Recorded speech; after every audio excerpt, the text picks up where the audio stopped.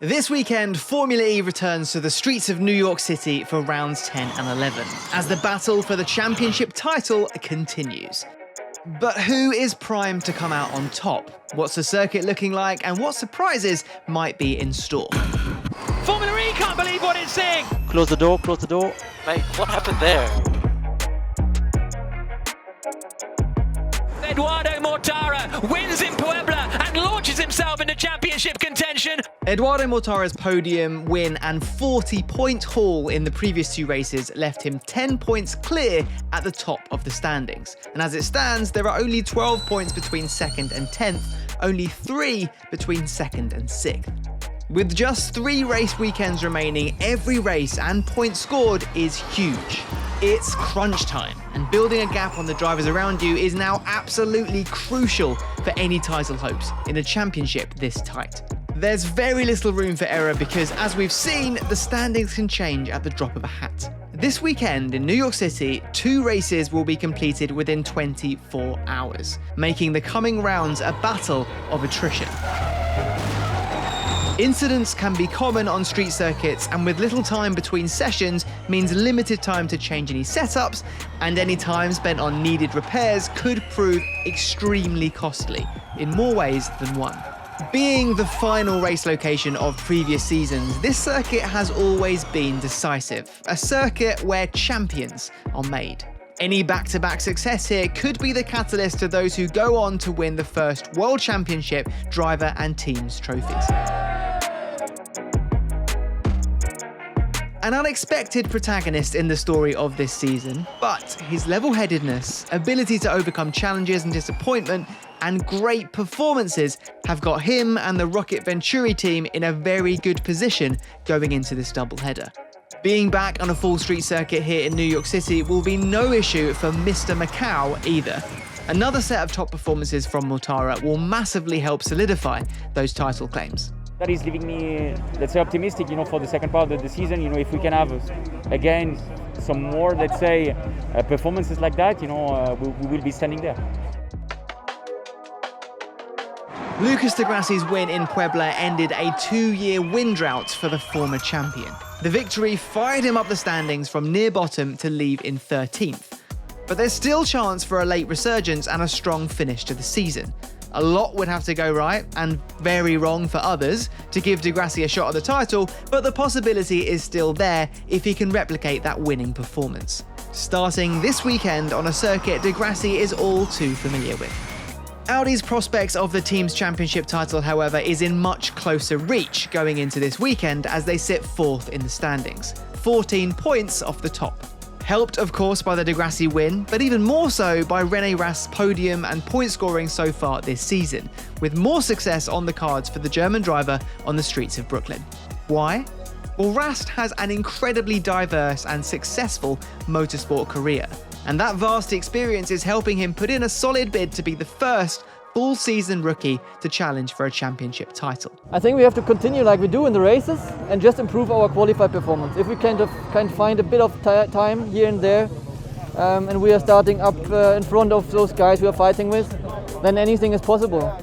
There isn't a driver in Formula E's history that has adapted to life in this category as well as or as quickly as René Rast. And that may be down to the fact that there also isn't anyone that has clinched more senior racing titles in their career. Rast has won 11, including being crowned a 3-time champion of DTM. Sitting 4th in the standings, level on points with reigning champion Da Costa, and with far less time behind the wheel of a Formula E car than many of the drivers around him, is a very impressive feat. He's also had more fastest laps than any other driver this season, so the ingredients are there for more success. Another German driver who's shown great potential this season is Pascal Wehrlein. The pace, efficiency and performance had finally aligned for Wehrlein and the Tag Heuer Porsche Formula E team in Mexico, but the 2 very controversial post-race penalty decisions left them with little to show for their efforts. It appears like the tyres were not declared, so we're being disqualified. No, you're joking. I'm understanding better how to drive this car. Obviously, joining a new team is always different. The work is different, the car feels different, setup is different, and the team understands what I need from the car, and is just matching really well, coming nicely together, and hopefully we can be even better in the future. Still hunting for his first win, if Wehrlein and the team can replicate the performance we saw in Puebla, New York City could be the stage for Porsche's breakthrough win in Formula E. Just as long as they tick all the right boxes on their admin forms and make sure fan boost is used correctly. Now, last time the championship visited New York City, the final race of Season 5, Robin FRIJNS drove an excellent race, battling his way up the order to win convincingly. He may have had a disappointing Mexico weekend with 2 0-point finishes, but the earlier points and 2 podiums have kept him second in the standings. And another one here, or even a good points haul, will keep that title push on track. Could we see another masterclass from the Dutchman in New York? With his rookie teammate Nick Cassidy finally making everything click and scoring his first podium, this has the potential of being a great weekend for the Envision Virgin Racing team. 2 drivers with a rich history on this New York City street circuit are Jean-Eric Vergne and Sam Bird, often battling one another for the championship title.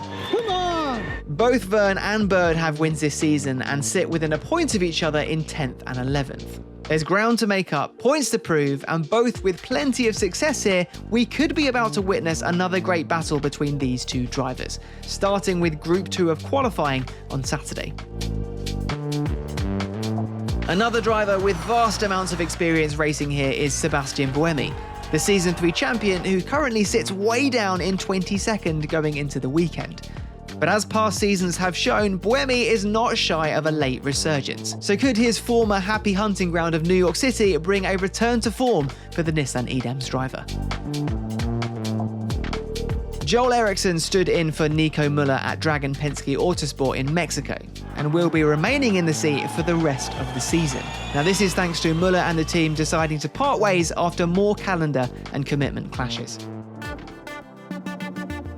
A driver and fan favourite winding its way around the Brooklyn Cruise Terminal in Red Hook, under the watchful eye of the Manhattan skyline just across the water, is this 14-turn, 2.32km circuit. Largely similar to what provided the great racing during our last visit in 2019, with one main difference, however, being the placement of the attack mode activation zone, which has moved from turn 5 to the outside of turn 10 for this weekend's races.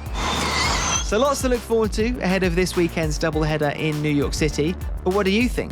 What are your predictions? Let us know in the comments below and by playing Formula E Predictor, and head over to FIAFormulaE.com/watch to find out where you can watch the race.